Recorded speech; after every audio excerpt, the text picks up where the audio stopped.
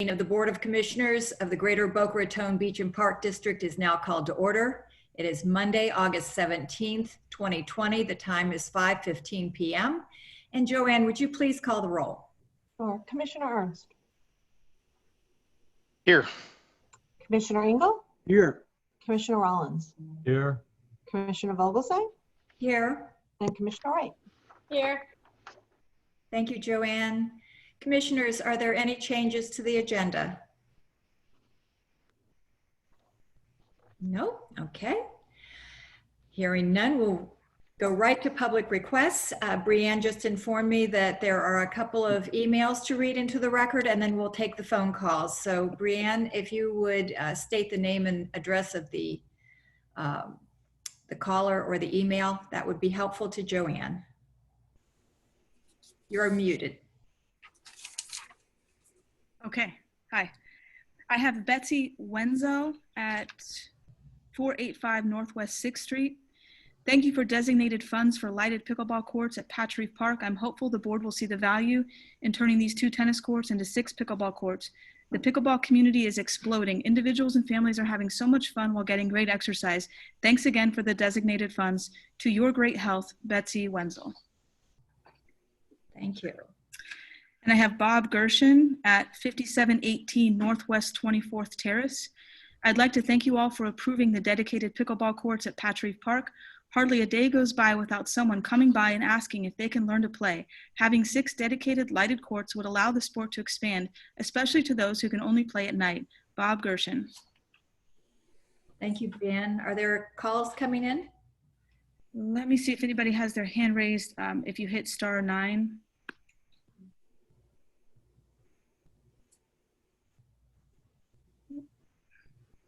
I have some hands raised here. Okay.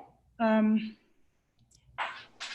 know if it's 4255, if you are waiting to speak to the board about an agenda item, I'll just unmute you and see. Give your name and address, please, if you choose.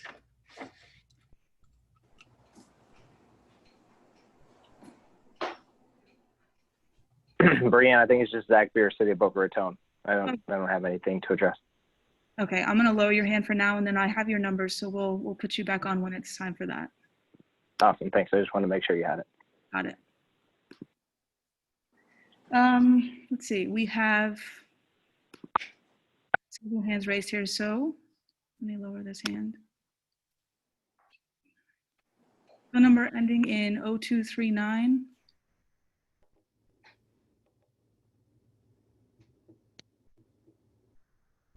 You are unmuted.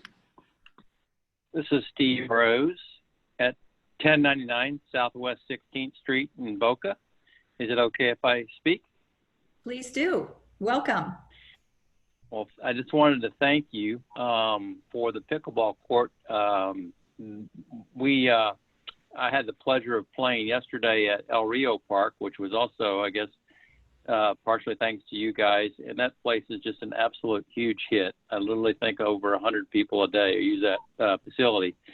The 6 lighted or the 4 lighted courts or whatever it turns out to be is going to be enjoyed by young and old, and I just think it's tremendous for the city of Boca. Yesterday I had the pleasure of playing with one of the professors at FAU College of Medicine, who was warmly greeting a lot of her medical students who happened to be on the El Rio courts.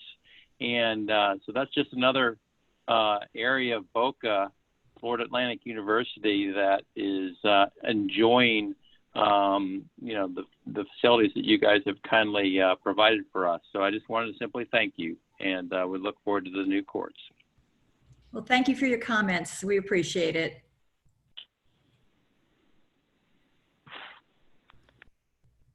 Okay, I'm gonna do the phone number ending in 6965 will be next.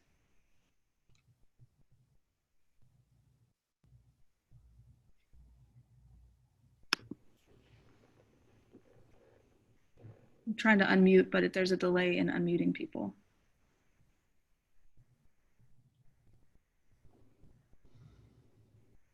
I'm not sure what happened to that person.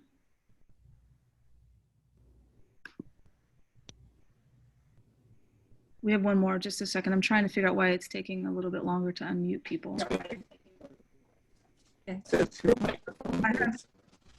Hello. Mr. Chaffee? Yes, hello. Can you hear me? No. You're breaking up. Yeah.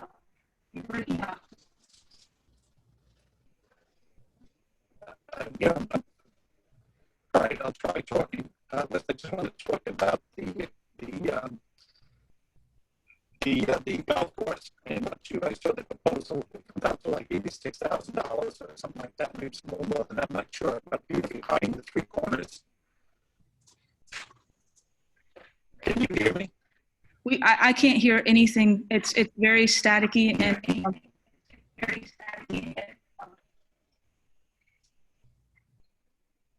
All right, so someone else, I'm going to try something else. Work directly with the phone. okay.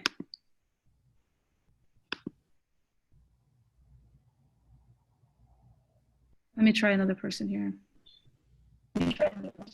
Phone number ending in 6713. Is this you, Mr. Chaffee, again? Or no, No, am I on? My name is Bob Gershon. you're on. Oh, hello. My name is Bob Gershon. I'm at 5718 Northwest 24th Terrace in Boca. And I'd also like to thank you for greenlighting the pickleball courts at Patrice Park. I play at El Rio, and I have to tell you, as far as recreational bang for a buck, to mix metaphors, the courts there are like a home run. I mean, I get there about 9 in the morning, and it's already packed with people who started at 6:30. And when I leave about 11, there's another crew coming in that plays in the afternoon. And from what I understand, it's pretty crowded right up until dusk when the park closes. So it's pretty obvious that the demand is really there. In fact, hardly a day goes by when someone or more than one person comes by and says, gee, we've heard about pickleball. We're watching you guys. We'd like to learn to play. And, you know, all of us are more than happy to help them. We lend them paddles. We show them the rules. And the next day they buy paddles and they come down and they play. So the game is really expanding exponentially. And I just want to thank you for the job you're doing in expanding the facilities to accommodate this demand. Thank you, Mr. Gershon. We appreciate your email and your call. Okay, thank you.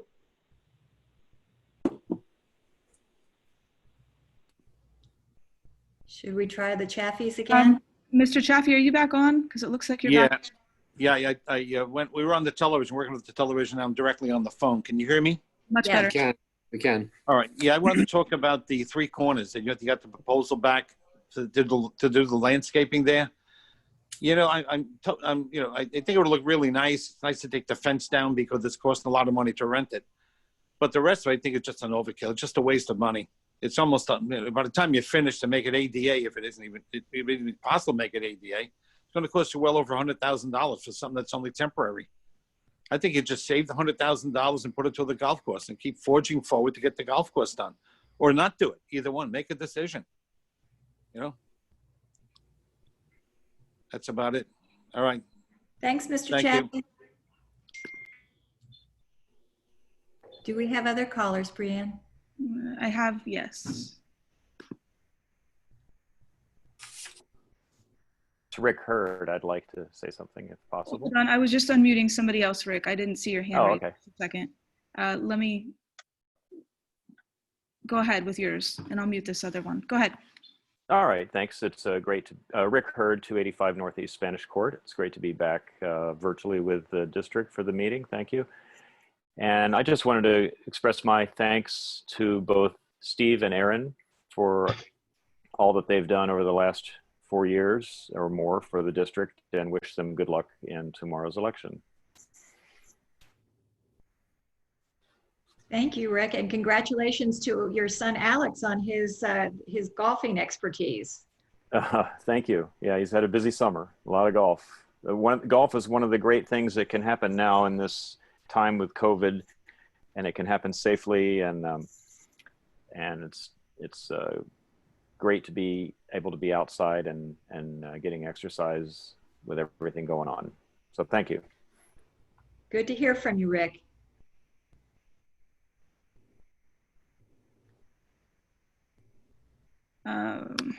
We have one more, Susie. Okay.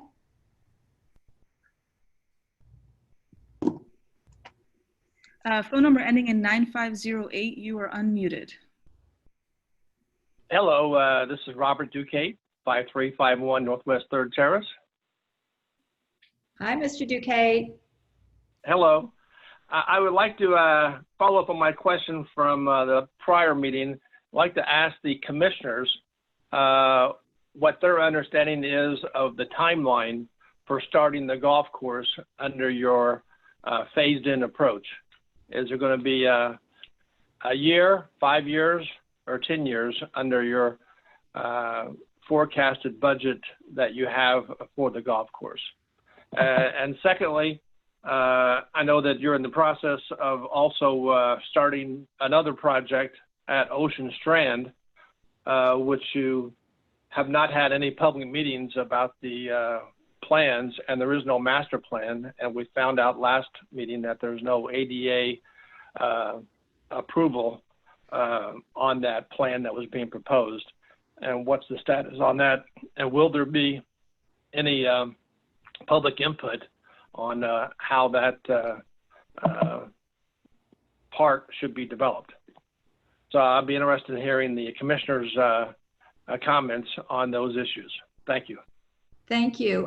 Wayne is going to give us an update on the golf course, and I'll ask him to also comment on the timeline as far as the phasing in. And we did have, last Tuesday, we did have a public meeting with the construction company and with the designers regarding Ocean Strand and input from the public. I'm sorry you missed it. It was advertised. No, I was on that meeting, and that's where the your single bidder indicated that it was not ADA accessible, and there was no comments or no indication of any master plan, and there was no indication of what the total cost is going to be for this plan. Considering your budgetary constraints, do you think as commissioners that it's prudent to start another project with an unknown cost? Well, I know Nate is going to look into making that area ADA compliant so that we can get all of our residents, not just the more able-bodied ones, down to the water. So we're waiting to hear back from them and get the costs on that. So you will be kept in the loop. The public will be kept in the loop. Madam Chair, Okay, may I add something to it? Yes, please, Mr. Ernst. Yeah, just to kind of recap, my understanding of the whole thing was our 100,000 budget was to initially open the Ocean Strand, and it was very, very preliminary with no master plan, but we eventually will get to that with a full public input, but the priority was opening it. And so at the meeting that we had last week, which was public-based, I think we all were expecting a bit more on the ADA access. As tradition of Boca and our community to always embrace ADA access in all components. So that was something that the design team is going back to work on within the scope of their budget, and we'll have more probably from Brianne on that.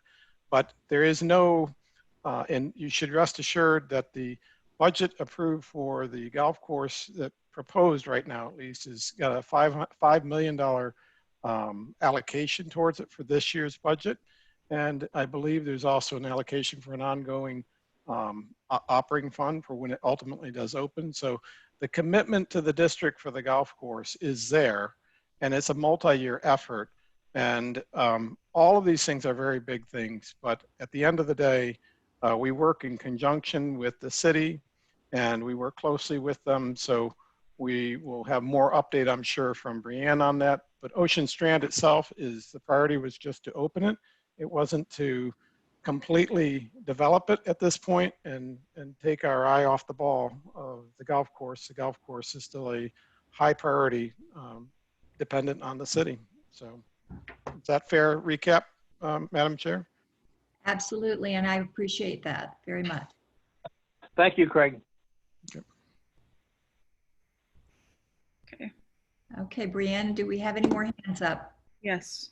Okay, good. Phone number ending in 6965, you are unmuted. Yes, can you hear me? Yes. Thank Yeah. you. Yeah. I'm sorry. I lost contact before. This is Raul Travieso. My wife and I live at 1037 West Royal Palm Road. Can you hear me? Yes, Raul, thank you. Thank you. I am here this afternoon representing the Boca Raton Pickleball Club as the president and as the Florida Southeast USA Pickleball Ambassador. Surprisingly enough, this afternoon, I am not here to ask for anything. In fact, on behalf of our hundreds of club members and the USA Pickleball, I am here to shout out a great big thank you. Commission members, on behalf of the hundreds of Boca Raton pickleball players and their families, I want to take this opportunity to sincerely thank you all for your support to make permanent outdoor lighted pickleball courts a possibility in Boca Raton. For with your support, we will have outstanding, dedicated outdoor lighted pickleball courts. Many families will be able to take advantage of these wonderful facilities for years to come. At this time, we wish to especially thank Commissioner Ernst for his support and his recognition of the exploding growth of our sport. We are excited to see the development of pickleball in Boca Raton. We also acknowledge that the entire commission has to say yes to put pickleball in Boca's map. We would also like to underscore that the commission has allowed us to provide input and participate in the development and the planning of this project. In fact, this afternoon I met with Melissa at Patrick Park to discuss the project in detail. Again, I personally want to thank each of you very much for your support and approval for the first dedicated outdoor lighted pickleball courts. Thank you. Thank you, Raul. That was very nice. Very kind. How are we doing, Brianne?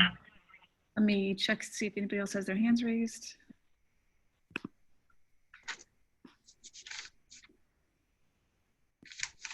I see no more hands raised. Okay.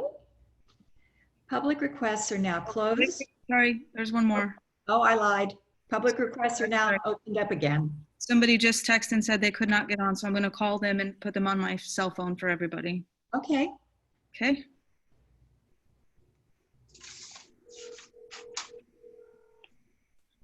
I don't know if you're going to be able to hear this.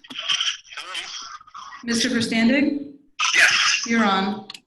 Okay, so I just wanted a clarification because I heard something. Bruce Silver standing 140 Southeast 5th Avenue, Boca Raton 33432.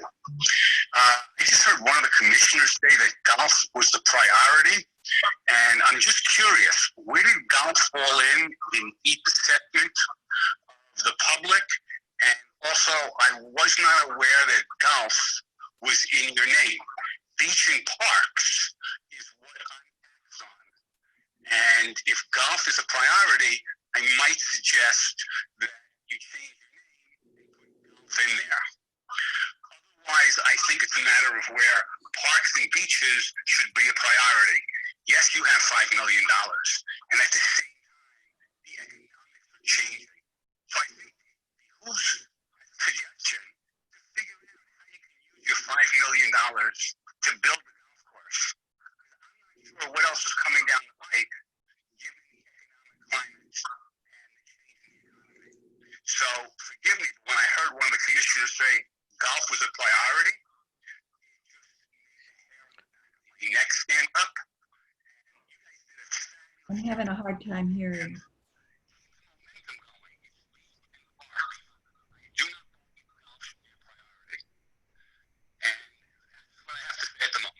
Thank you so much. Thank you. Well, maybe I can clarify my statement. if that's okay. Please go ahead, Mr. Ernst. Let me reiterate, golf is a priority. We purchased a golf course and we made a commitment to build a golf course. So we said we should do what we said we're going to do. It's a multi-year effort, and it will be allocated and done accordingly. And even we're going to work with the city. And so we're pending those the timing with the city and the approvals and all the necessary things to move forward. And we have not heard a city say, our city, Boca Raton, say yay, nay, or they're participating or not. And I think we will get a positive outcome. So the district owns parks and it contributes to nature preserves and centers, a lot of different things. And so long as we have a commitment and a purchase of land that we own in Boca Chica, I think it is a key priority for the future. We have many priorities, but it is one of our top priorities and should remain that way in the future. Thank you. Are there any other calls? No. Okay. Once again, public requests are now closed. It's time to ask for a motion for the approval of the minutes of the regular virtual meeting that was held on August 3rd, which is on page 3 of your agenda packet. Do I hear a motion? So moved. Do I hear a second? Second. Thank you, Mr. Rollins. Okay, is there any discussion? JoAnn, would you do a roll call vote, please? Sure. Commissioner Ernst, Yes. Commissioner Engel, Yes. Commissioner Rollins, Yes. Commissioner Vogelsang, Yes. Commissioner Wright. Yes. Motion passes. Thanks. Thank you. Okay, and now I would like to have a motion for the special virtual meeting that was held on Tuesday, August 11th, 2020, found on page 9 of your agenda packet. Do I hear a motion? So moved. Thank you, Mr. Engel. Second, please. Second. Thank you, Mrs. Wright. Any discussion?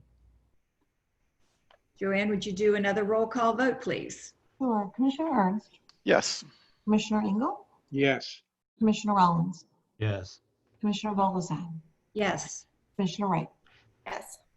Motion passes. Thank you. Thank you. Our first order of business, regular business tonight, is the golf course update. Brianne, would you like to lead us off? And then if you could patch Wayne in to help us out and give us an update of what's going on. I am. I actually just unmuted Wayne and he'll start his video up, and Mr. Bransmith will give an update as requested by the chair at our last meeting on the golf course project. There he is. All right. Good evening, commissioners, Ms. Harms. Good evening. Good evening. Good to see you all looking well. It's been a long time. So just to give you, I think the purpose of this is to give you a background, just to refresh where we've gotten to at this point and what lies ahead of us as where we stand right now. So as you know, the project is broken down into 3 phases. The site investigation phase, which is complete, design and permitting, which is ongoing, and construction, which is in the future. Within the design and permitting phase, essentially there are 3 things that are outstanding, 3 bodies of work that need to be completed. And that is the drainage engineering design. Now, the golf course has been, the drainage for the golf course has been designed, but this phase is where the golf, all of the water within the golf course is then taken into the greater, I'm trying to think of the word, the larger design part that needs to take the water off the golf course, which is done by Schnarr's Engineering. Now they've started that process. I think we've paid them about 1/3 of the cost, of the ultimate cost. But with your rephasing of this project, I think the one thing that we should, or that you should consider continuing with, is let them move ahead with their work. I think there's about $30,000 to get the north side completed. And that puts everything at a stage of completion whereby permitting can then move forward. As soon as we get approvals, then there's nothing holding up, the project at that point.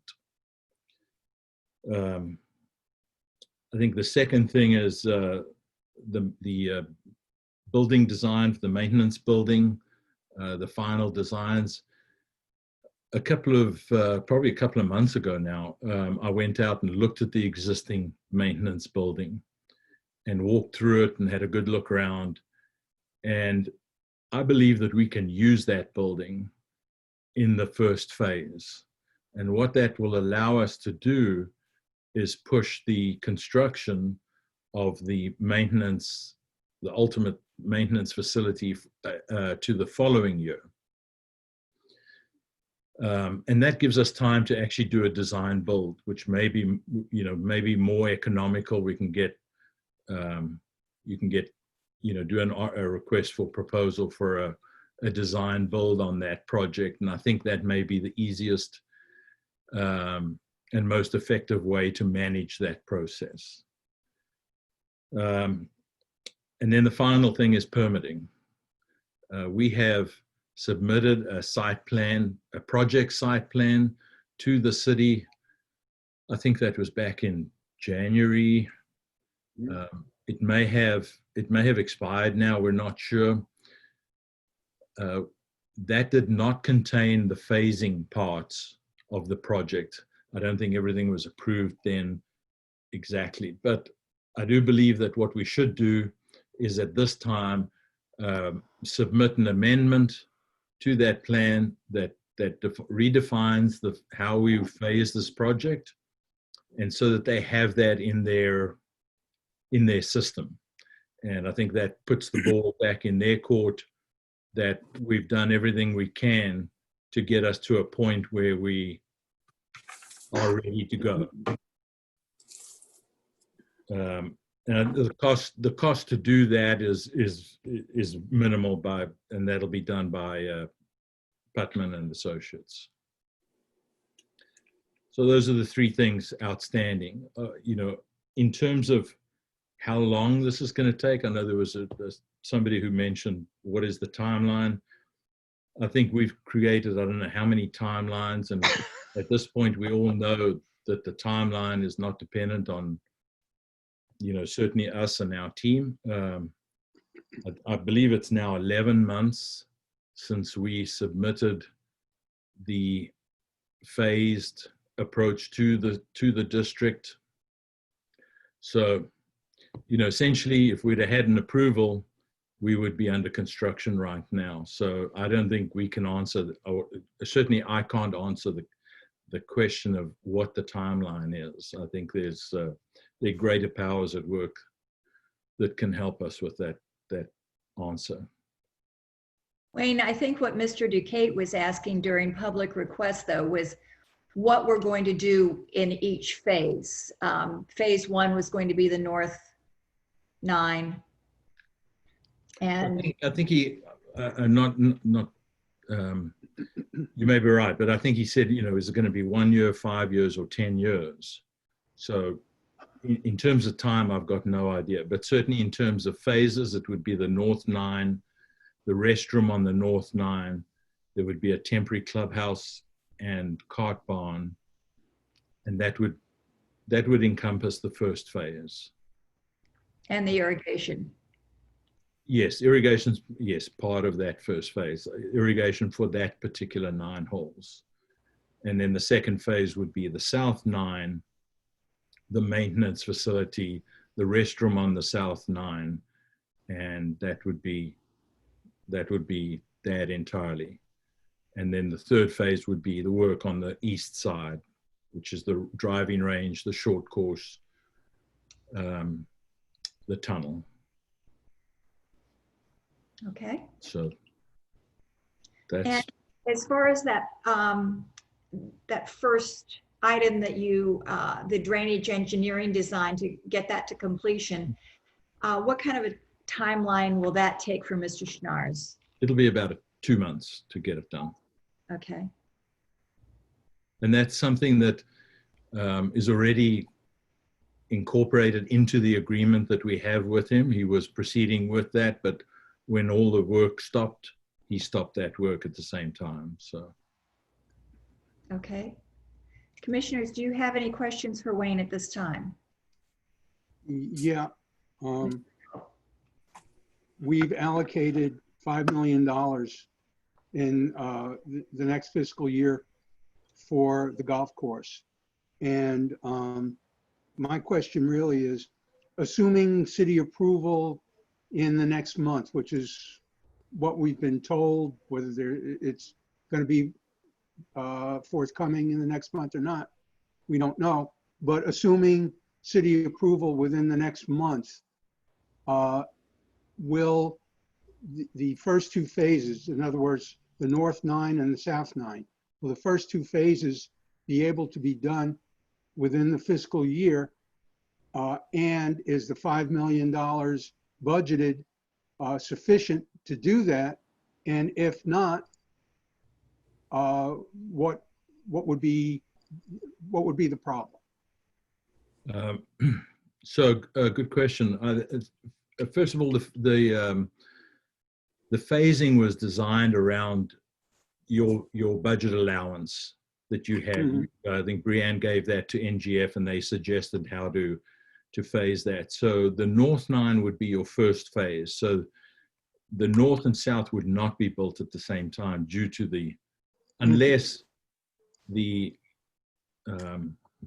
delays took us or took you to a point of where you rolled over the money that you had put aside for 20 and that rolled into 21 and you had double the money, then you could certainly do the North and South at the same time.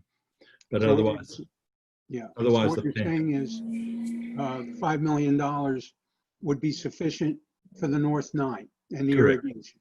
Correct. Yeah, more than sufficient. Then they were, because in that original budget, we had planned to build the maintenance center in that year. So that will roll over to the following year. So that I would imagine that money would roll over to the following year as well. So more than sufficient. Yeah. Okay. Thank you. Sure. Commissioners, any other questions for Wayne? I think, sorry, before anybody, the one thing is in terms of permitting the golf course, you know, if you said in the next month, we have approval, please begin. That process would be the process of getting approval for the golf course, we believe would be a 5, maybe a 6-month process that would be done through the Public Works Committee for the golf course. The permitting would take 5 to 6 months. Yes, and that Okay. 5 to 6 months of it's really an approval. It's an approval. So that 5 to 6 months gives us time to, you know, select a contractor, you know, do the process for an RFP with a contractor, and you know, get everything ready before we start. So just so you understand, just because they say that you can begin doesn't mean that we can begin, but that is a fairly decent period of time, 5 months to start the golf course. And would the North 9 be finished within the fiscal year, including, we've gotten approval from the city, all the permitting is taken care of, and we can start, and we've got the RFP out, and we've approved the contractor, and everything is set to go. Do we have sufficient time by October of 2021 to have the North 9 completed?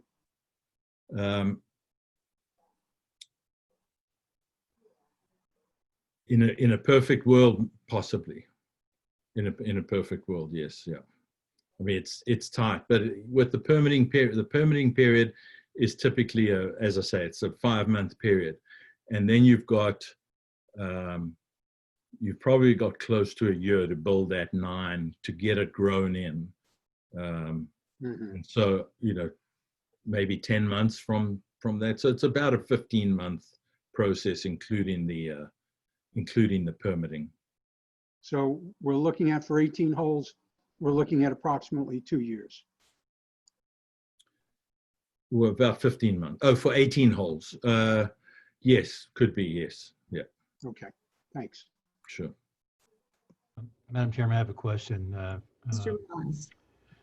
You had mentioned we should submit an amendment for phasing. I mean, we did let the city know that of our phasing option. And are you suggesting a more formal amendment to our request, Wayne? That's correct, yes, because we submitted in, I believe, January, we submitted a project site plan which outlined all the elements within the project. And at that time we said, once we understand what the phasing is going to be, we will let you know, and I'm talking about the staff at City Hall, what that would be. So I think it's prudent that we let them know, and I'm talking about the staff, but at least let the staff know what we're doing, how we're going to do it, and it'll be in their records and it'll be in their court at that point. And then I guess you, with the city, will continue discussions forward separately. What type of a process is that, Wayne? Is that simply a letter from Beach and Parks District to some department that says here's our phasing plan, or are we looking at some documents that need to be amended? No, it's a very simple. We do have Charlie Putman has worked up a plan, a basic plan for that. We would incorporate the phasing to show exactly what that's going to look like, and then he would merely submit that to City Hall. Yeah, how long would it take to put that together? A couple of weeks, maybe. Yeah, so is that something that we need to do now, or could we wait until we get the approval from the city for the design? Because then we go to permitting.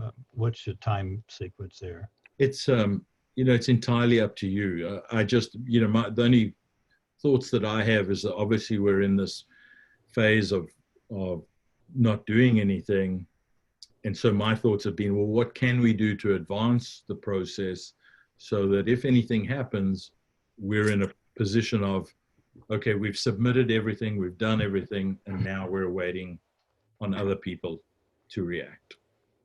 Yeah, I guess my point is keeping my powder dry here, not knowing what the city is going to come back. I mean, from what Brianne says, it sounded like we could be cautiously optimistic that we're going to get an approval of the design. Right. And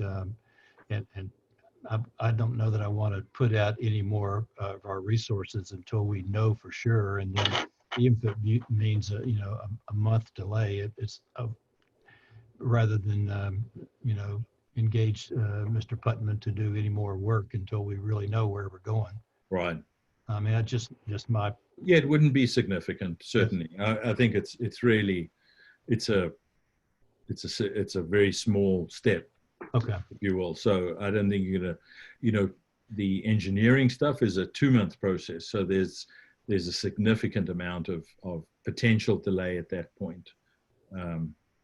But for the revised application, if you didn't want to do that now, I don't think it's going to affect us significantly at this point. Thank you. Erin, did you have something? Yeah, I have a question. Am I muted? No. Okay. You had mentioned the maintenance facility and pushing that back a year and recommending that we do a design build on it. Yes, it gives you an opportunity to consider that. Yes. I thought it was already designed. It's the concept has all been designed and costed, so we know what it is, but we haven't gone to electrical drawings. We haven't gone to all of that, the detailed drawings. We have a design concept for us, which gives us a floor plan. That's what we have, is basically a floor plan and a basic elevation look at the drawing. Okay. But the next step in taking that drawing to a point where you can submit that for permitting, you then have to get several other engineers involved. Right, mechanical, electrical, structural. HVAC, plumbing, yeah. Exactly. I'm just confused though, because you're saying that we could get a better price on the maintenance. So should we have done a design build for the golf course? I don't believe so, but I'm saying potentially. Okay. You know, that we're in a different world right now. We weren't living in this world 3 years ago or whatever. Right. So, you know, I don't know, but all I'm saying to you is you have that option. Whereas if you were going to start, if you wanted to get the maintenance center ready for when the equipment was required to cut and mow the first 9 holes, remember that's all changed now. So that you've brought that time frame forward. So now the city of Boca requires an extensive approval process for a building. And then you've still got a year to build it. So what I'm saying is by pushing that back, that gives us the time. We can still use that existing maintenance facility because it's basically a storage facility there. But it gives us time to look at other, you know, to look at anything. Right. You know, I don't know, to be honest with you, I don't know what has happened to construction costs in these last few months. So, you know, going forward, I think, you know, by doing that, it gives us all the ability to look at it again and say, okay, you know, we've got time, let's look at this. That's what I would do. There's still electric out there, Wayne, at the existing maintenance building? Yes, all the facilities are there. You can either switch them on or, you know, if they have been turned off, I can't remember if they're off or on, but those can always be reactivated. And there would be a process where, you know, we would need to get the city involved. You know, I don't think it's just a simple process of just moving in there. But at least it's an option for us. Would it be prudent to get someone from the city out there to see if it was all right for us to use that, you know, in anticipation? I think once you've got your ducks sorted out, I think, you know, we can then start working with the, you know, the staff of the city, and that would be a much easier process at that point. Okay. Not prior to that, yeah. Does anyone have any questions, Mr. Ernst? Yeah, a couple questions. Wayne, I appreciate you mentioning ducks. Yes, we need to get our ducks in a row. So that's what we're trying to do. And sure. My question goes back to the drainage. You said it takes about $30,000 to complete it, and we paid about a third so far. Is that correct? That's correct. Yeah, they actually the engineering started with the south side, so Okay. most of the work has been done on the south side, and you know, unfortunately, it would have been different if we'd have started on the north, but we didn't know what was Okay. going to transpire there. And so if, you know, with $30,000, you'll be able to complete the north side, and then you would be done with the drainage portion of it completely. Yes, and what that allows us to do is we can, when we go to bid for a contractor, we then have everything in that bid package. Okay. So if the city said go in September, we could go to bid in October. But the major change is really just facilitating the, so it's about 2 months of work for $30,000. And it's the major change on this is the fact that the drainage is now having to be part of the phased approach as opposed to what we initially submitted, which was a full course concept, correct? That's right, yeah, they had, yes. I mean, it's not really a change, it's just the fact that, you know, if things had continued and we hadn't stopped work, they would have just continued working from the south side up to the north and over to the east. Okay, Okay. And then the next question I have is more for Brianne. Brianne, did you have any money allocated for 2020 in this, for this related, or do you have it, or were you talking about utilizing money from 2021? To start construction? The 30,000 needed for the permit to complete the drainage part of it. We had some money set aside for design. We just haven't spent that. We did Okay, have so more money set aside for that. so you would have 30,000 available to do that. Yes. Okay, to do the phased approach. Okay. And then the other thing for you, Brianne, was the last message from the city was they're cautiously optimistic that you could be hearing from them in September, basically. Yes. So here we are, on August 17th, and I would say, look, we've always operated on the principle of the needs of the community and the volunteers and the golfers, and we've tried everything we could to expeditiously do things in the sense that get ready for the closing of Boca Muni and have this available up front. But I think the onus for the past few months, several months, has really been on the city to decide what they want. And I personally am, I think it's probably safe to spend the 30,000 and do the permitting, but I just don't know what the city may come back and say they want us to do. So then is it 30,000 wasted? I don't want to waste any more taxpayer dollars until we have commitment from the city of, what do they really want? They haven't given us any change to design or plan other than, people talking about what they like or don't like. The price has been brought down pretty substantially to construct a course in a phased approach, which is, Wayne, very much appreciated. So I kind of in the camp of Mr. Rollins of let's wait and see what the city says and finish it out. Although I hear you, it sounds like you may save a month on the process by finishing out the drainage in a permitted way. But I also kind of, maybe I'm with Aaron on the sense I'm hopeful that the city says, you know what, you've got a good plan, let's build the course, and they're going to contribute towards it, and they'll help be a partner and speed things along, both financially as well as with the permitting and everything, because honestly, they have as much at stake as we do to build a course to replace Boca Muni and do it timely so the golfers can continue to golf. So I think we're, it's the city who's put us in this situation. So they're close to getting their answer together for us, and I'm optimistic that we'll get a good answer.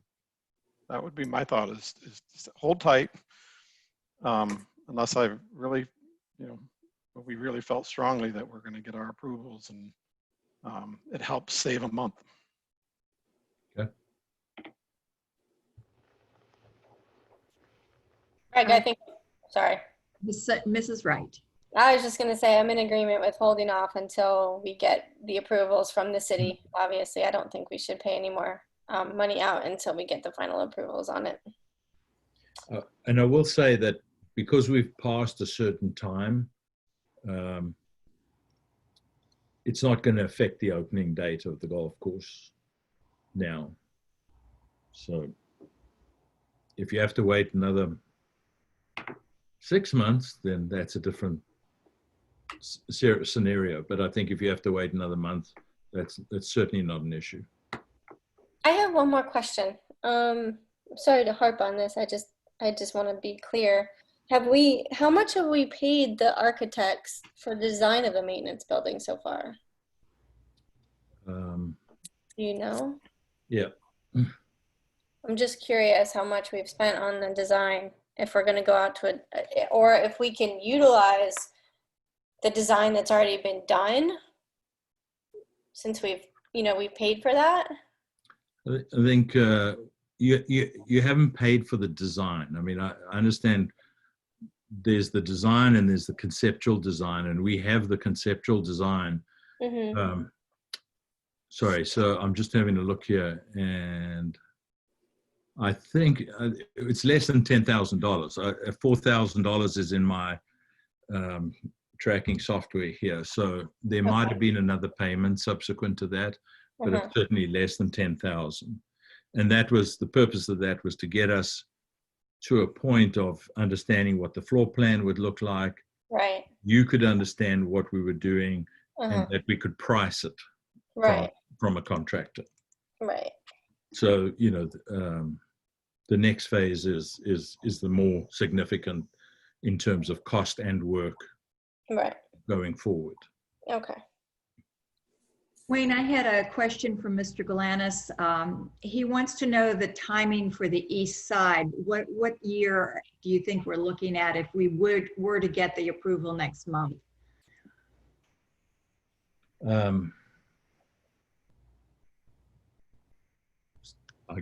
24, I guess. Okay. I think that's a tough question for Wayne It's or so for far anyone. out there. Yeah, because honestly, this is so dependent on the city's permitting process and priority with the city. If the city wants to make it a priority to facilitate it, this will happen pretty quickly. If it won't, it could happen in 2025, 2028. I don't know. Right now, we don't have priority. That's clear. Well, that's why the community needs to, you know, make it known to the city council that we would like to get going. And if, you know, that's who puts them in their seats, just like they put us in our seats. So, Correct. Wayne, thank you very much. Oh, you're welcome. Thank Good to you. see you. I haven't seen you in 6 months almost. Yeah, it's been a long time. Thank you all, and good night. Good night, Good Wayne. Right. Hi, Wayne. Good to see you. You too. Commissioners, do you have any other discussion about the golf course that you'd like to bring up? Yeah, I just want to make clear what I was trying to accomplish with my questions to Wayne. Mr. Duquette brought up, you know, timeline, and I wanted to make clear that we're gonna, hopefully, once we get approval from the city, we're gonna do the North 9, and that's what we're budgeted for. Following fiscal year, we're going to do the South 9. So it's going to take 2 years, just like we said when we had the preliminary discussion in our August 3rd meeting. I wanted to make that clear for all.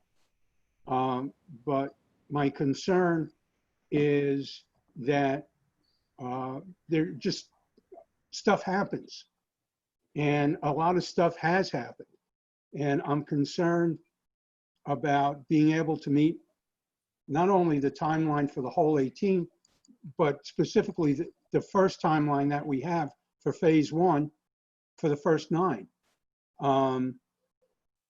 Because if the city doesn't approve the design we have at their September meeting, that moves it back a month. If they have concerns, and they very well may have, that moves it back more.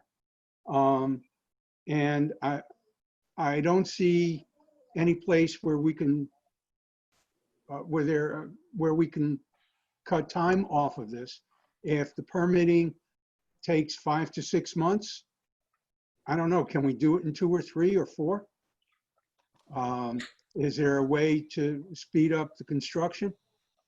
These are all things I think we need to take a look at because I think we owe it to the golfers to get this done. If we say we're going to be able to do it in 2 years, in 24 months, I think we owe it to them to be able to live up to that promise. Yeah, Well, Mr. Rollins, you had your hand up too. Yeah, I mean, it's like, I understand what Steve is saying, but back to what Craig has indicated, and I agree with him, we're kind of at the mercy of the city. First of all, getting the design approval, and there's been, as we said earlier, there's been no pushback on the design that we've given them. We haven't had any negative input from them since we turned in our plan, our site plan, if you would. And then the permitting, if the city would get behind us on the permitting, then things would move along smoothly. But as Wayne said, it could be 5 to 6 months. And I know from other projects we've had, the city generally treats us the same way they treat any other contractor when we're trying to build something. So it's anybody's guess as to how long it's going to take. I mean, if we had a magic wand, it could tap this and say, we want it done in 2 years, that'd be wonderful. But, you know, when you're doing construction work and you're working with the permitting, I mean, that's Wayne's best guess, you know, 2 years. I'd like to see it done, but I'm guessing it probably could be a little bit longer than that. And I don't know what's the status of the closing of the Boca Muni course anyway. That's something that hasn't been mentioned in a while as to whether they're going to be closing on it in October or whether it's going to be pushed forward again. I don't know. I hear you, Steve. I agree with you, but I don't know that, you know, our Ouija board is ineffective in this matter. Yeah, I don't know either. You're right. The ball is in the city's court. We've done everything that we can do, and we're just waiting for their approval. But I want to make clear also, I agree with Craig and with you that we really, we can't put any money into it until we find out what the city's, what their pleasure is. But, you know, it is a concern to me that everything has to happen just right in order to meet that 2-year timeline. And things just, especially in this day and age, just don't happen the way they're supposed to. And I would love to have a plan B if that's at all possible, and find out, well, maybe if the city, like you said, get behind us and, you know, cut the permitting process, the timeline for that down. It would help a great deal, and I think the golfers in the city and outside the city would appreciate it. Commissioner Engel, I have to remind everybody that Brianne has been cooperating with the city and asking them, is there anything that, you know, you need from us? She has been on this ever since we asked them for this approval.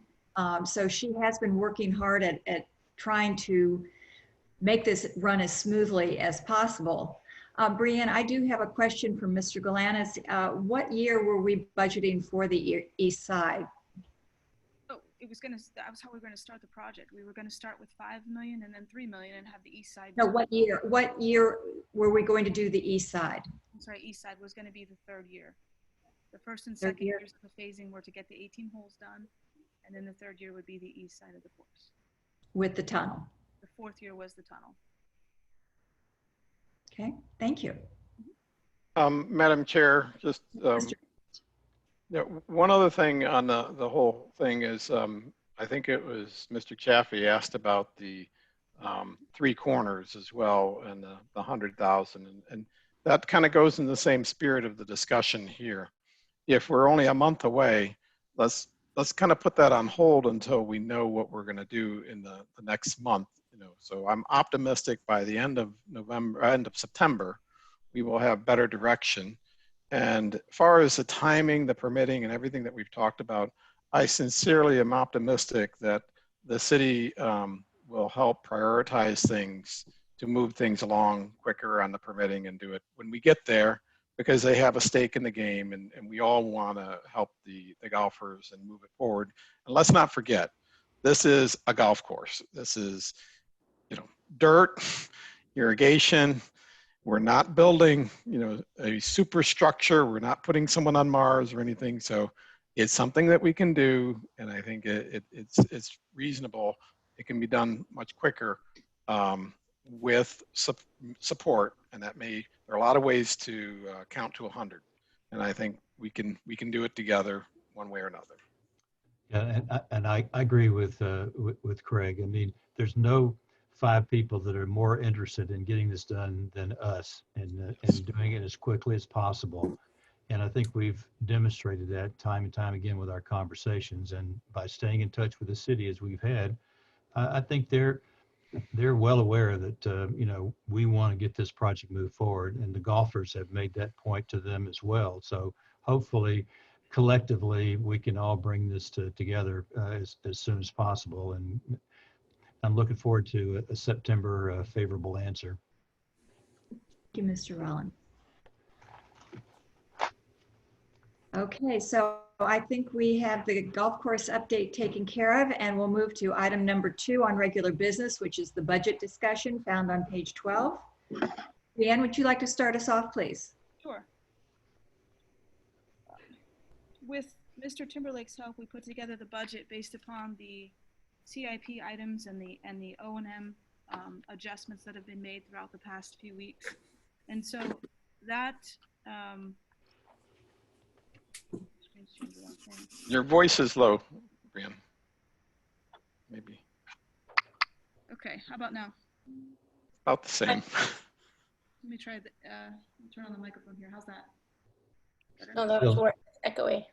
Echoey? Okay, take that out. I will talk loud, if that's okay. On page 13 was the revised budget based upon the items that you all approved last week that the city had submitted in their original budget request. I've included in this packet 2 new items from the city that they've asked us to consider, and I haven't had 0 conversations with the city about any of these, so I've asked them to join us tonight to answer your questions. These were last minute, and I'm still not sure what our expectations are for the maintenance building moving forward. So I'm going to unmute the city staff. We have Michael Calvert is on the line. We have Zach and Mr. Dyko from Municipal Services. So I'm going to put them on, and it's just taking a while to unmute people, but.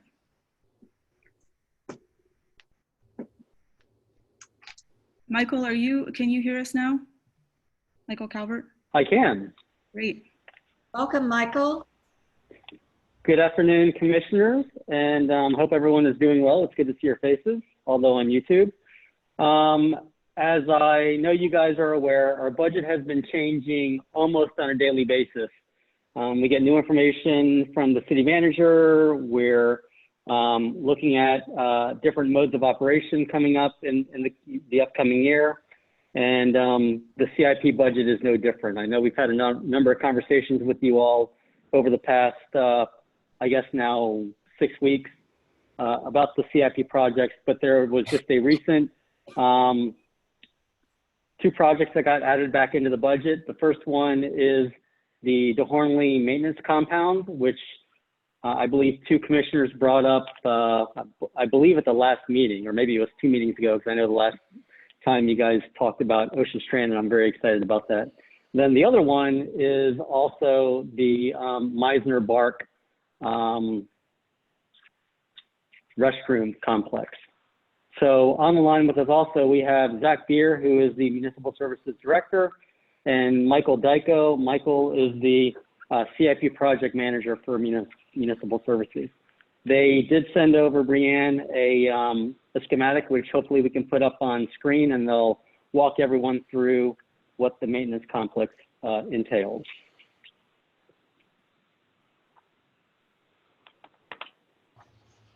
The board Brianne, do you have that? I don't have it on this screen. No, I didn't know you wanted to have that on. We did send it out to the board, but again, there was little communication from you guys on it. I have Zach unmuted. Hi, good evening, Commission. This is Zach Beer, Municipal Services Director with the City of Boca Raton. Can you hear me? Yes, Zach, how are you? I'm doing all right this evening. Where is this? I'm having my head won't twist around so I can figure out where you're placing this maintenance facility. Is it behind the, is it between where the dog park is and the existing park? Yeah, so let's talk about location a little bit. So if we can go on a little visual journey, as we all have to now in the virtual world, if you're driving up north on Military, and you make a right on Spanish River, where Spanish River dead ends into Pope John Paul, and you make that right and start to head eastbound towards the new overpass. Right at the. I apologize. I meant inside the park. Where is this located? We all know how to get to Hartley.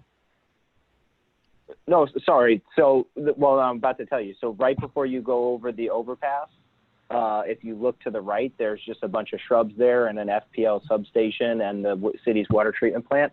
That would be the proposed new site. So it's just on the south there. If you see at the top of the page, if you're able to look at the drawing, Spanish River Boulevard. So this piece is carved out just to the northeast of Countess de Hornley Park.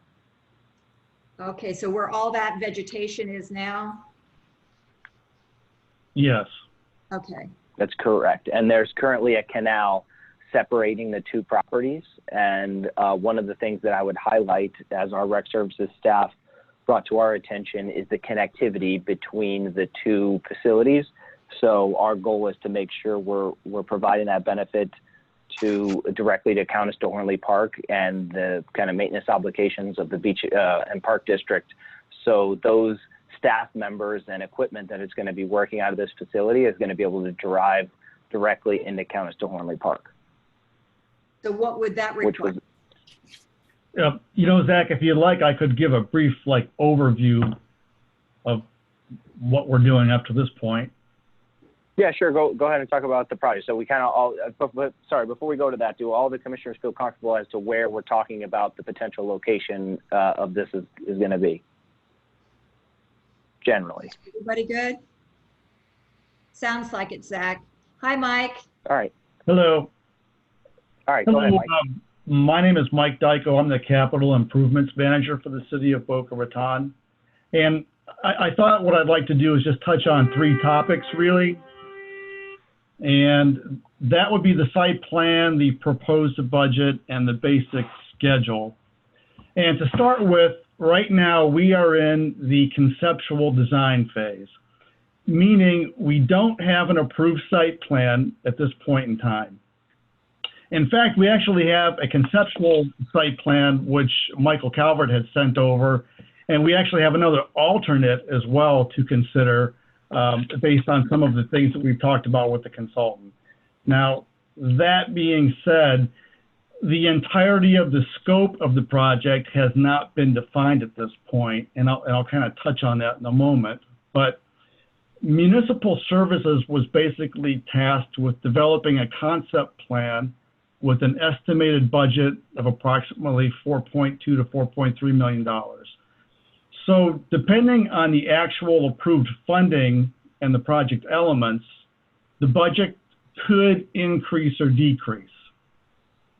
So, but basically what we want to talk about is, you know, what's included in a $4.3 million operations site.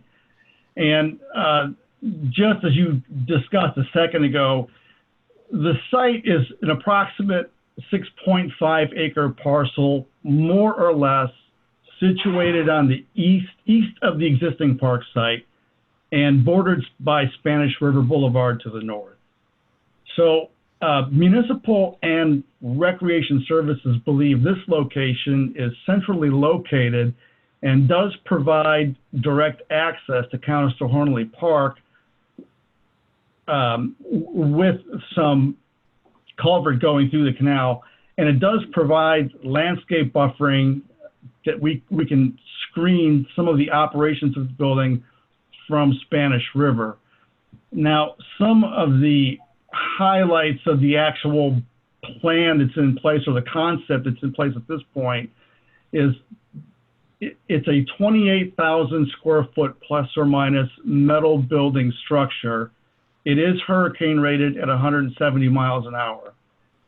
The size of the building was based on an assessment provided by Recreation Services, so that's how we got to that 28,000. The building itself includes some open air storage, conditioned admin space with offices and cubicles, small engine workshop, meeting space, restrooms, lockers, showers, all elements that were provided in the assessment. And on the exterior, there's a proposed work yard with material storage bins, paved and gravel parking. In the paved spaces, we have 142 standard spots, 16 oversized spaces, and 3 ADA stalls. But this doesn't include an additional 18 standard spaces next to the actual building itself. We also have some, like I said before, some landscape buffers to screen the site from street view, a 16-foot driveway access to Countess de Hornley Park, again, via the box culvert for maintenance of Countess de Hornley. all of the utilities included on the site, and a new lift station for sanitary needs. Now, the site also has enough space for future amenities, or what can be considered an ultimate build out. And some of those amenities may include a pole barn for equipment cover, some an outside chemical storage building, fertilizer or pesticide shed, vehicle wash down, additional paved parking, on-site fuel storage, generator hookup, and the possibility of hardening some or all of the building. So that's basically where we're at this point. If I could give you a basic project schedule to kind of give you the overall look at where we're at is, and I'm going to reference calendar year time here right now, we would like to have a design done by the end of this year, calendar year 20, and procurement the first quarter of 21, starting construction by the summer of 21, and ending construction by the first quarter of 22. Thank you, Mike. Commissioners, would you like to direct your questions to Mr. Calvert, Mr. Dyko, or to Zach? Madam Chairman, Yes, I'd like Mr. to direct my first question to Brianne. What is our obligation under our interlocal agreement for Spanish River? Is it operation and maintenance, or operation, maintenance, and capital improvements? Operation and maintenance. I mean, over the years, we've talked about this building and the convenience of having it close by, but I don't know that we've ever committed to participating in the construction and the design of this project. And so, I mean, I'm asking the question, is this something that we should be involved in? And whether or not our dollars should be committed to it. This is not Patch Reef, or Red Reef. And if we had a landscape contractor who was building a new building, they wouldn't be asking us to participate in the capital improvement. So I'm just wondering why it is that we're being asked to provide a portion of the design and construction cost. Can you answer that, please? Commissioner Rollins, before that's answered, Sam may want to help me up here, but I believe we are just for O&M for the phase 1 project of DeHornley Park. I think that's how it was defined. Okay. Mr. Gorin, would you like to help us out with that? The best I can offer is what Brianne just confirmed. I think that's where we are, as far as I can tell. And the issue raised by Mr. Rollins, I've not personally looked into the agreement, but I believe that it does speak to the issue of operations and maintenance. And that's my sense for what it says. Without the benefit of the next read, I would defer to that further review. Thank you, Mr. Gorin. Erin, would you like to? Yeah, question. On page 17, when it says capital improvement plan for this particular facility, there's no line item in there even defining BPD as participating in this. So obviously from the general fund, there was $4.3 million set aside for this facility from the city. And then I don't know, I don't see BPD in there anywhere. And then the other thing I was curious about was that it's in the conceptual design. I'd like to see it more defined before we're even asked for money and knowing exactly what is needed for the facility and what actually needs to be built. So I'm just confused on why we're being asked for money, I guess, too, because there's no line item in there defining us as a participant in it. Who would like to respond to that on the city side? So this is Zach Beer. I can briefly touch on that. It just so there's multiple different components. One being just the baseline of in the past, historically, Beach and Park District has, at least specifically from Brianne, noted that they're looking to contribute to maintenance facilities. And I think even in a recent commission meeting, the BPD had recognized the need for maintenance facilities. And so this just appears from our side a good opportunity for some synergy, because there's also the necessity of the maintenance and a requirement for Countess de Hornley. There's a lot of operations and needs at Countess de Hornley Park. And so that maintenance need comes directly from that park. So the question is, how are we working to develop? How is the city working? What's the metric we've been using to develop that cost that we're asking for BPD support? And the answer is, there was a needs assessment done for the maintenance and operations within Countess de Hornley Park, and that was done on a square footage basis, because that had been asked previously of some general unit of measure that we could come up with to try and determine those costs. And that was applied directly to this planned conceptual facility. So we took the square footage amount taken from that needs assessment for the operations and maintenance of Countess de Hornley and applied it to this conceptual site. So I guess those are a few kind of basis as to how we've come to the understanding that it makes sense to at least move to ask BPD to support a portion of this project. Thank you, Zach. Commissioner Engel, Commissioner Wright, I'm sorry. Well, no, I was just, yeah, I mean, when we went, we went out to Spanish River Park to see the maintenance facility there, but so I'm confused why that has been taken off the table, because that seems so urgent.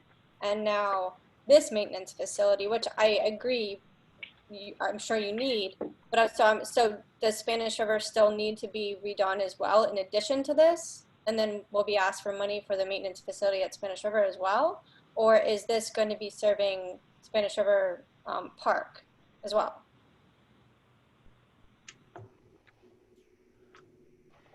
Zach, would you like to? Good afternoon. I'll jump in real quick. This is Michael Calvert.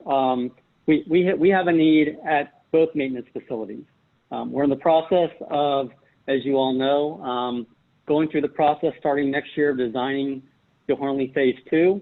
I believe we have selected a designer to do that, and I believe Mike Dyko is working very closely on that project. Obviously, when we get to the point, we'll involve Brianne and you all as well. But at the point of building Countess de Hornley Phase 2, we really do feel like there's a need for not only maintenance compounds for our team members working in Phase 1, but also if there's a need for maintenance compounds for Phase 2. We will work with our team to maintain de Hornley out of this complex, but also to maintain the barrier island. That's where we need the maintenance compound at Spanish River on the beach. Right. Well, that's great to hear that you guys are going ahead with Phase 2, because I didn't know that you guys were going ahead with the design and you were picking out a designer for that already. I had no idea. We weren't informed of that, were we? I've talked with Brianne about it. We talked last year about moving into the Hornley Phase 2. I don't know if we've talked about it recently, but I know we talked about it last year as it being on the CIP. Oh, I don't know. Maybe I'm the only commissioner who didn't realize that we were moving ahead with Phase 2, but that's great. No, you're not the Lone Ranger, Erin. Okay. We talked about it in the budget last year. I don't know about picking a design or what's going to be implemented at Phase 2 at all. We've had no discussions on that.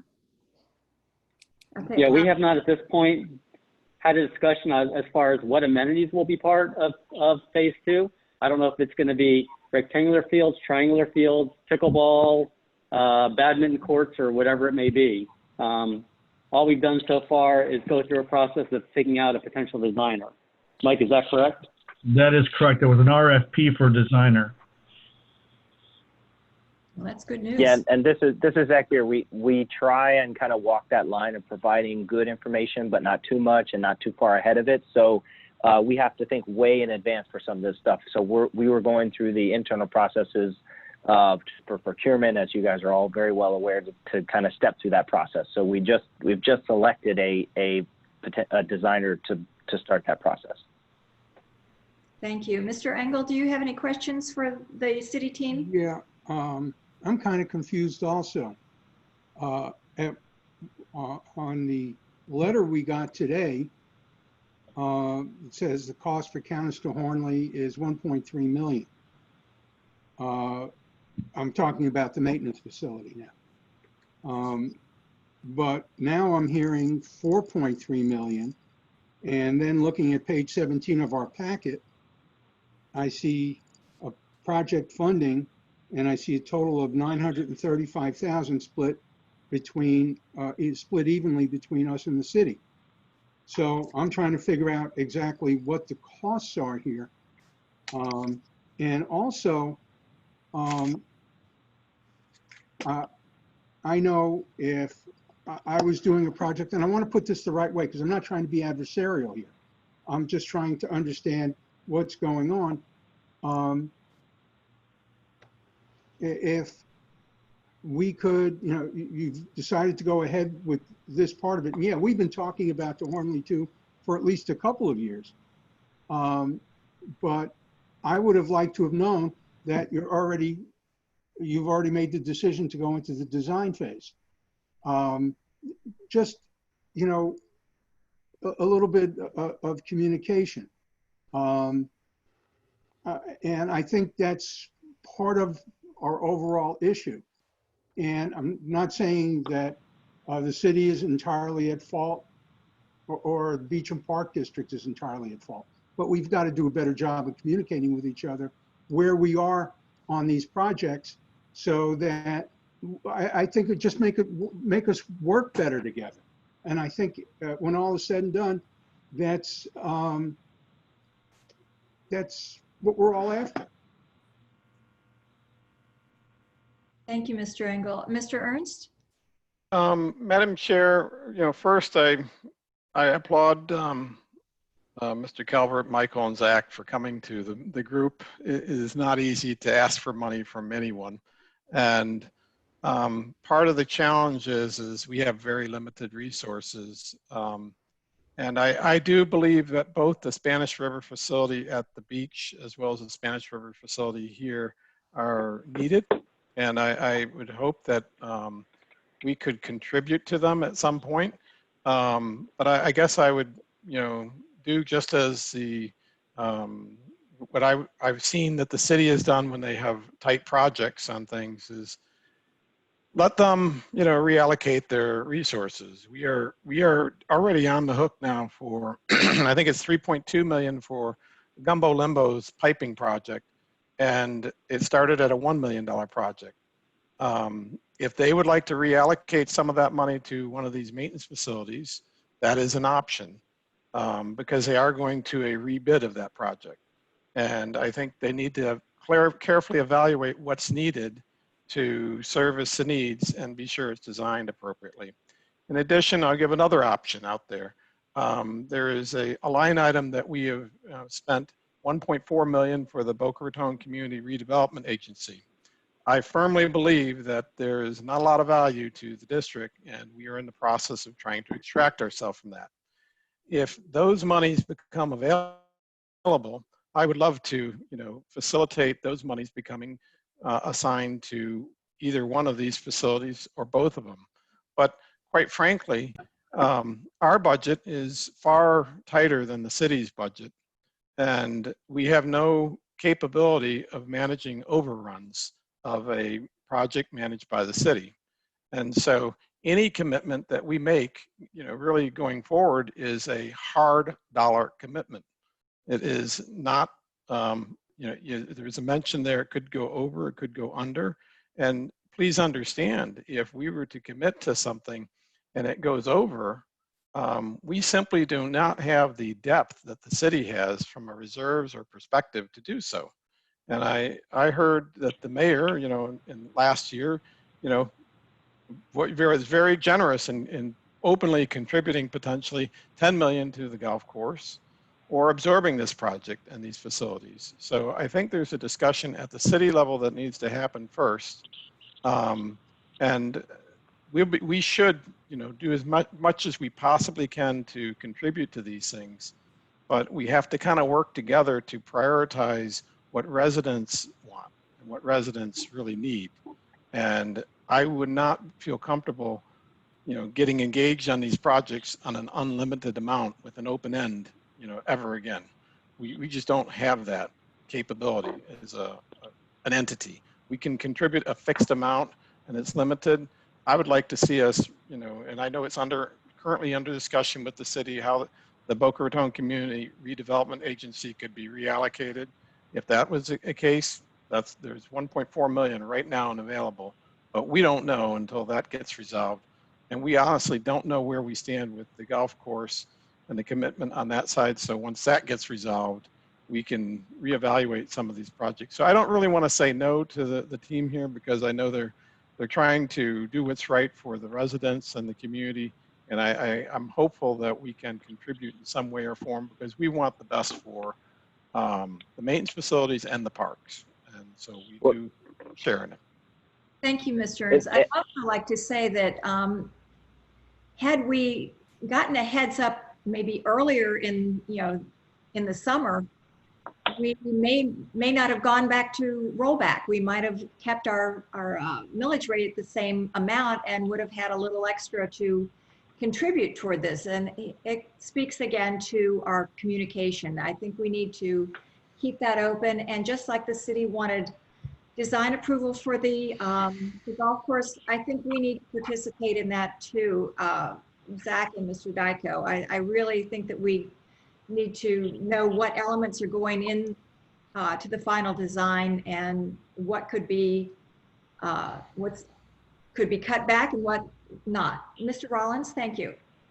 Yeah, so can I jump in really quick, because it's exactly with the city. There's a couple of things outstanding, and I want to make sure we are trying to communicate very clearly. Can I add a couple elements? Absolutely, please do. Thank you. All right, so back 2 questions ago about how did we get to the 1.3, and that was a budgetary estimate put in to our kind of general CIP for programming that was based on the square footage need of the Countess de Hornley maintenance operation. So it's a square footage and not a total cost, but BPD share. So that make it very simple for math. If BPD put in 1.5 or 2 and the city put in 2, there's some contribution of how we got to the $4.3 million budget. But I think the most important point to bring up right now is we were trying to bring this to BPD to do just that, to communicate very early and provide an open discussion as this maintenance facility is being conceptualized, because as we work through it and better understood our timeline, I'll go through this twice if need be, so we can both work through it together. So fiscal year versus calendar year. If Mike said we're not starting construction on this until late 21, we'll actually be in fiscal year 22. And it's my understanding that BPD budgets it same way as city, calendar to calendar year. And so I believe that the actual budget discussion for allocating dollars doesn't need to happen until next fiscal year. So we're here to talk about a concept and an idea, and start to hopefully move that forward and build a bridge literally to Countess de Hornley and a bridge in the project, and kind of a conversation. I think a success story for the 2 agencies to build a very, very, very, very much needed maintenance facility and have time to talk through those elements, how it would be occupied, best utilized, and really get buy-in from BPD as we move into the next budget cycle. And we're able to firm up the price and the contribution and further develop the design. So at that point, we'll have kind of more of a design elements. But if there's input from the BPD, we'd be interested in hearing about that as it would serve Countess de Hornley, and then kind of make our potential ask or negotiate that shared cost for really a shared facility, and I think a much needed one in the next budget cycle. So I think that may alleviate some of the concerns of the timing of, wow, this kind of got sprung on BPD as to try and make this decision tonight. I think this just opens the conversation, if that's helpful. Thank you. And if I can jump in, Commissioner Vogelsang, real quick. It is not our intent, it is not my intent to throw any budget items on you without forewarning. Believe me, like I prefaced my conversation earlier tonight by saying, this budget is changing literally day by day by day. And this just came into my realm earlier last week, towards the middle of last week. So I don't want you all to have any surprises, just like myself managing a budget that's upwards of $50 million. I don't want to have any surprises either. Okay, Mr. Rollins?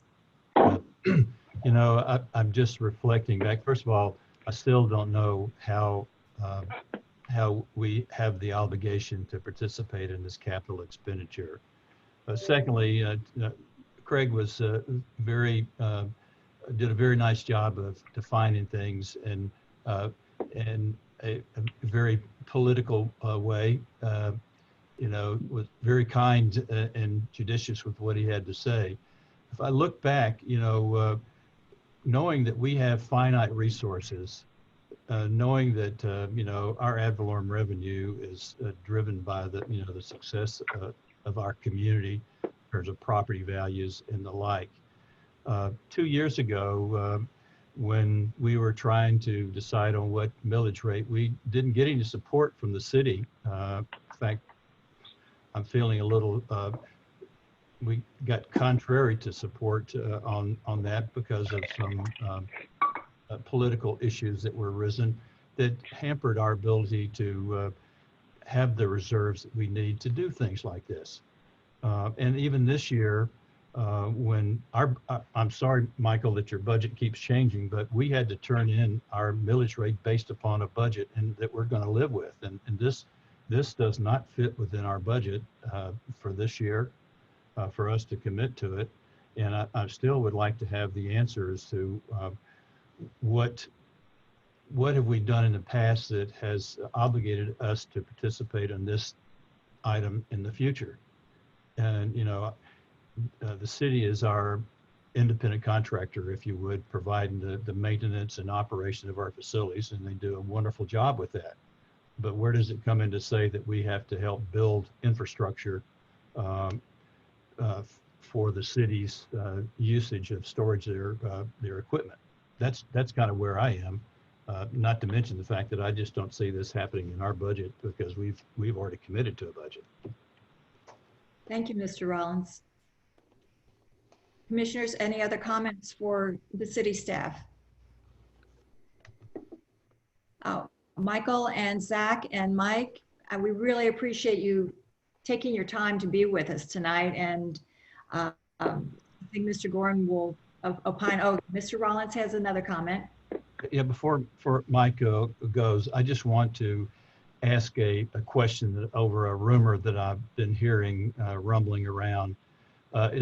Is there any interest in the city's acquisition of the Boca Golf and Country Club? Are you asking Mike Dyko or Michael Calvert? Michael Calvert. Not that I'm aware of.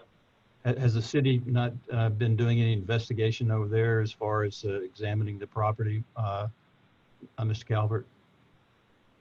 Not that I'm aware of. I haven't gone there and looked at anything. Okay, but I was just wondering, I'd heard that staff had been over there, and my rumor sources are generally pretty accurate, but I was just asking that to see if I could put that rumor to rest. I have not been over there, and I haven't heard that. Okay, all right. Thank you very much. Okay. Well, thank you everyone for the updates. Brianne, do you have anything else? Madam Chair, real quickly, if you can. Oh, yes, Mr. Gorin. Based on this discussion, we will certainly look at the agreement and give you the best answer we can as quickly as we can regarding the contractual obligations versus the voluntary opportunity and obligations, which you've also kind of moved into this evening in the conversational side. But the contract speaks for itself. We'll make sure that we interpret that for you and give you our best answer quickly. Thank you. We appreciate it. Thank you. Ma'am. Yes, ma'am. Brianne, do you have anything for a city staff? I do not. Okay. All right. Anything else on the budget, Brianne? That's it. That's my update. All righty. We now come to the approval of payroll and invoices, and I need a motion from Mr. Ernst. It's found on page 18. Madam Chair, I'd like to make a motion for approval of invoices and payroll for a total of $2,261,953.85. Do I hear a second? Second. I think I heard Mr. Engel first, so. Is there any discussion? Anything you want to bring up? Okay, JoAnn, would you please do a roll call vote, please? Sure. Commissioner Ernst, Yes. Commissioner Engel, Yes. Commissioner Rollins, Yes. Commissioner Vogelsett, Yes. and Commissioner Wright. Yes. Thank you. Thank you. Okay, we come to the reports and discussion items. Our Executive Director, Ms. Breanne Harms. Make sure I'm unmuted. Okay, Commissioners, this past week, a discrepancy in the property taxes regarding the Royal Palm Polo Club was brought to my attention. This is the property that the city annexed in 2013, exclusive of the Beach and Park District. I have been working with the property appraiser, and we are working to remedy the situation for everyone affected. And that's the update as of tonight. And as information is worked out between us and the property appraiser, we'll continue to discuss that with the board as well as the public. The bleachers at the field house have been installed. The AC repairs at Patch Reef started on August 3rd. Those are finalized as well. The roof repairs at Gumbalimbo began on August 5th. They expect to be about 4 to 6 weeks to get those done. Maple room partitions are going to be completed on September 10th. And of course, I think Commissioner Ernst brought it up earlier. We had the RFP for the golf course for the 3 corners, and we can defer that to as a future agenda item if we want to look at that for later. I also did speak with AmeriCorps last week about the project and about the change order for the ADA compliance. So they're putting together a proposal that best fits exactly what we were looking for to make that to make the project ADA compliant for the pedestrian access park that we were looking to have in phase 1. And that is everything I have. Thank you, Breanne. Mr. Gorin, our district council, welcome. Yes, ma'am. Good evening and welcome to Monday evening. A couple of observations and issues for you just to think about.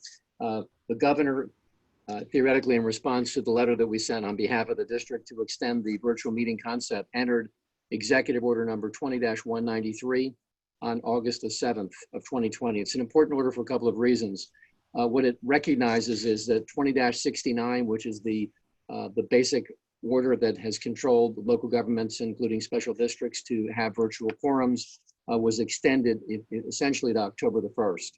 As you may remember, when we last met, order number 20-179 essentially provided that for trim compliance, specifically trim compliance, budget and tax purposes, millage and budget purposes, the virtual meeting concept was extended to October the 15th. It also extended the value adjustment board process to December the 15th. But interestingly, 20-179, which was entered by the governor on, survey says on July the 29th, did not embrace the virtual concept for public bodies such as yours to have regular meetings or special meetings. The consequence of which is the governor has now entered an order which essentially says that he's extended 20-69 as well as the other orders, including 20-150, such that the district may continue to meet in a virtual setting through at least October the 1st of this year. The governor may reconsider that option going forward. We do know that, so for example, some local governments, they'd like to combine their budget process, their trim compliance hearings with regular meetings or special meetings. That would now allowably could be done. So the end result is that we have our first budget hearing scheduled for, survey says, looking at my calendar, help me out here, Breanne. When is our first budget hearing? Hold on. It is 16th. I'm looking at my master calendar. I lied. It's the 10th. On the 10th. Yes, it is scheduled for the 10th. And that meeting has been coordinated with the property appraisers. The trim notice, which you probably got over the past couple of days, now has within the appropriate number of characters, which I think was a total of, let me make sure I have the right number here, something in the 48 characters.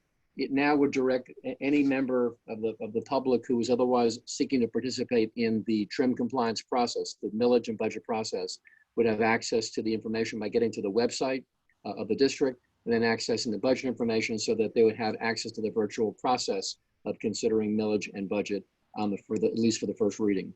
The other meeting conducted during the month of September, the regular meeting, would also continue to be virtual based upon the governor's order as well. We're thinking the governor may extend the order yet again, and to that extent, we'll keep you fully posted. But during this month forthcoming, which is the month of September, we know legally and publicly that the millage and budget hearing, the trim compliance hearing can be conducted virtually. We've complied with the requirements of the governor's order. We've also coordinated with, and kudos to Brianne as well as to JoAnn in the context of working with the property appraiser. We were able to fit in just a number of characters allowed to allow the public to access that through the website, and to the extent possible, conduct the regular meeting in September also on a virtual basis. Those are the quick items to report this evening. We trust that this gives you some comfort. I'd like to suggest the letter we sent on your behalf was the tipping point for the governor to make the right decision, but I can't really say that publicly with a straight face. And I'm watching Commissioner Ernst now because he knows what I mean by that.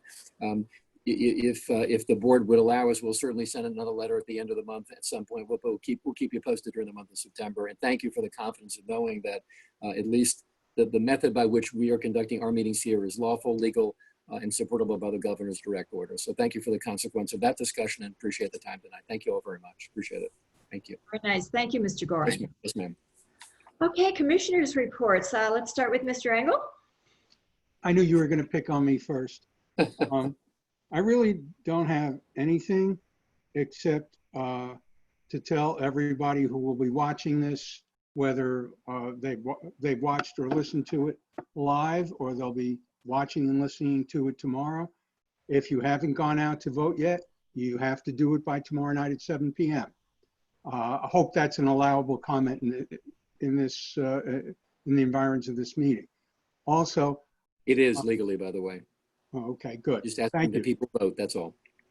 I would also make an appeal to city staff. We need to work closely together. I understand the pressures you guys are under, try to understand the pressures we're under. We need to work closely. We're in a position now where we can, I don't see where we can add another $500,000 to our 2021 budget. You know, I want to work as close as possible with the city. And I know Brianne is making the effort. I'm sure her counterparts, the two Mikes and Zach, are also making an effort. I think the level of cooperation has gotten better over the last year or so since Brianne has gotten involved. But we still need to work on it.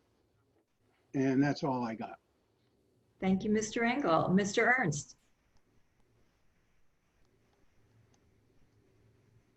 I think you're muted.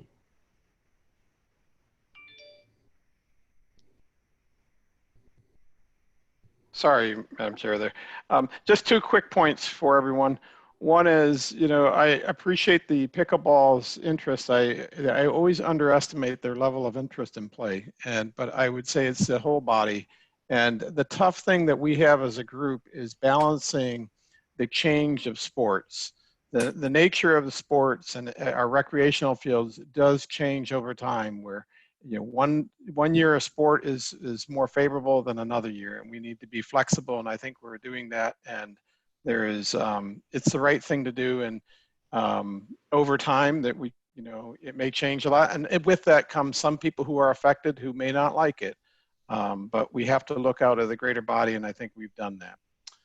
The second thing I wanted to mention, I was, you know, a little bit concerned about, you know, I realize that in an election year, people say things and does things, but I wanted to bring out just a point of reference for those who are listening, and note that the purchase of the Boca Chica golf course, it was, you know, it pointed out that, you know, the Beach and Park District swooped in and bought it for $24 million, and the city offered to buy it for $10 million. I'm more than a little disappointed in that statement, because during the window I was running for this position, never was there any communication or notice provided that the city was purchasing it. And I want to also point out, and during that time, I went to great emphasis to emphasize that we should not be in the middle of, you know, outbidding the city, and that is simply an untruthful statement. So, you know, there was no firm written offer by the city at all. I don't even know if there was any discussion. And to my knowledge, there was a letter. What I hung my hat on was there was a letter from the mayor at the time who informed the Beach and Park District that we should take the effort to purchase that golf course and left the purchase price and discussions for us. And it was approved by the city council at a later date as well. So there's plenty of opportunity for the community to say no. But I say this is our word is good, and that we have committed to this golf course and purchasing it. You know, the design remains to be a mutual thing. We've laid out our estimates of what it would take. I think it's a good plan. If we can make it better, I'm certainly open to making it better. But I think that, you know, we will get an answer in the coming months or weeks maybe, and that will be a good thing, and we will do that. But I want to point out that, you know, our commitment to this golf course was not ill-conceived or we tried to outbid our brothers and sisters at the city. It was done with thought, and that was one of the things I came in, and I feel responsible for that. So that's all I have. Thank you. Thank you, Mr. Ernst. Mrs. Wright? Thanks for the clarification there, Craig. You're welcome. No, I don't really have, I just have a couple of things. People have contacted me, obviously, because I'm running right now, that they're concerned about. A lot of this stuff, you know, obviously a lot of residents don't know that we are separate from the city. So they come to us with everything, including city park issues, beach issues that we're not responsible for. But just a couple I wanted to get on record that hopefully the city will kind of maybe look into, and I'll let some council members know as well. But somebody had an issue with fishing at Red Reef, and I'm assuming, which I didn't even know if I was actually allowed, but maybe it's like before, you know, the lifeguards are on duty or after the lifeguards are on duty or whatever. But apparently there's been some hooks found and things like that with kids on the beach. So I just wanted to make the city aware of that and to see if that's actually something that is okay to do at Red Reef. And then the other thing, which I completely agree with because we were part of the Mantis swim team, is the Meadows Park pool. And I know we're not responsible for that either, but it is something that really, really needs updating. And I know it's in their 10-year plan. I'm not sure exactly when, but they can't have meets there. Obviously, they can't have meets there right now anyway. But I just wanted to get that on record that it's something that needs to be looked into. And obviously, we're going to work on our geothermal system for next year, and also resurfacing hopefully soon after that, not far after that. I mean, it's still pretty good. But I don't even know if the racket club, if it's even okay for a swim team to even compete there. I have no idea if it's set up for that or if it can be set up for that, for an option for the Mantas. But it's one of the concerns that came up during this election cycle. And so I just wanted to bring it up, and hopefully the city will get Meadows Park done sooner rather than later. And that's it. Mr. Rollins. Yes, Madam Chairman. Thank you for indulging my comments about the city's late request, coincidentally coming after it was mentioned here at our last meeting about their need for that facility. I think given you know, our budgetary position and our physical accountability to the community, I think we exercised the right decision on our ad valorem taxes this year. Perhaps if we had a little more insight into the city's plan, we may have taken that into consideration, but I think given the economic environment we're in, it probably was a sound decision. Last year, you know, and I know that there's new personnel that are working with the city in the budgetary process, but I think they need to recognize that we have a budget that we intend to live with. And when we put a budget together and base our ad valorem revenue on that, that's the way our budget's going to be, unless there's, you know, some some money falls out of a tree into our coffers that will allow us to do things that were unplanned.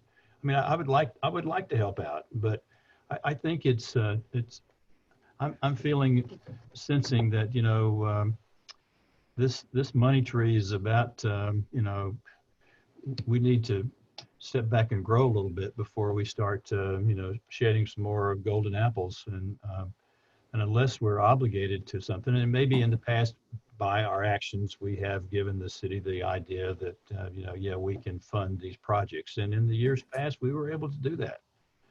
But these are different times.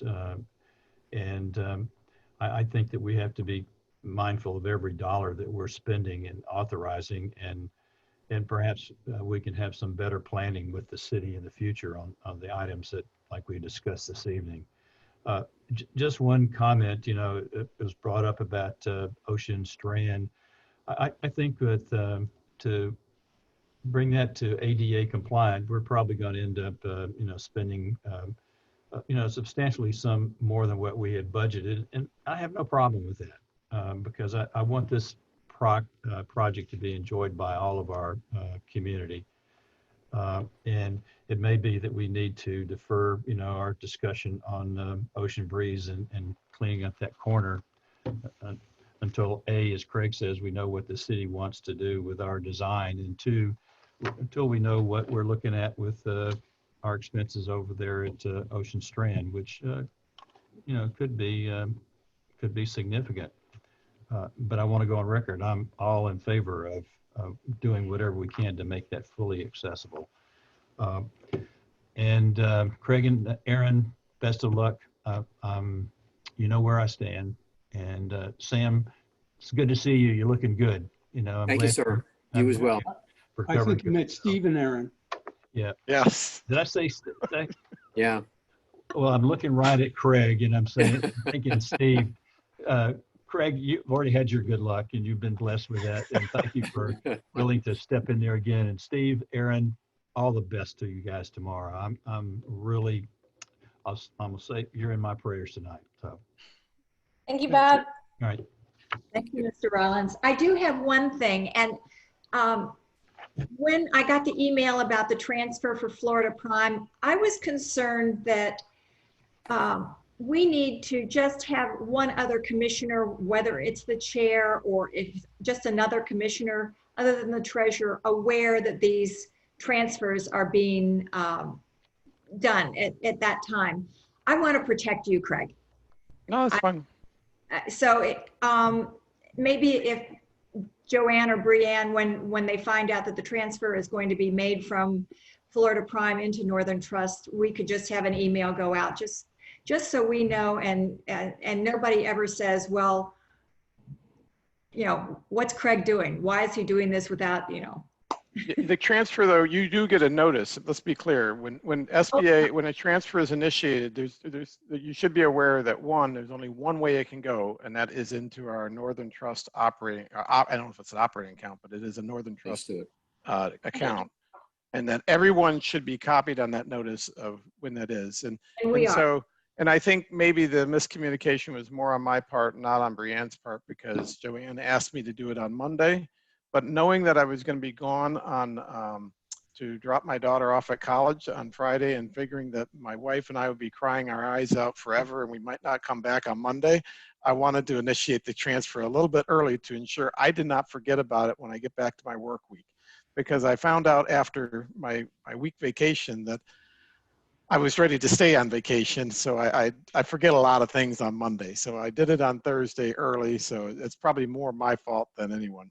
No, it wasn't. It was just the fact that I want you protected, that, you know, there's another individual in the organization who knows that this is being done. Just to, you know, keep everybody on the page. And we do get that, but just when you initiate it, that same email would go to another commissioner through Brianne. I'll tell you what we'll do is I'll work with Brianne so that before I initiate it, she announces everyone that we're initiating it, or JoAnn, that you get an email, but everyone should be followed with an email from SBA saying the transfer has been made. That's all commissioners. And we are definitely.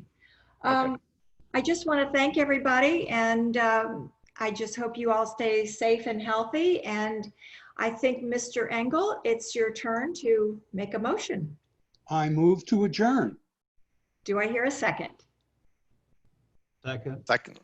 Okay. JoAnn, roll call vote, please.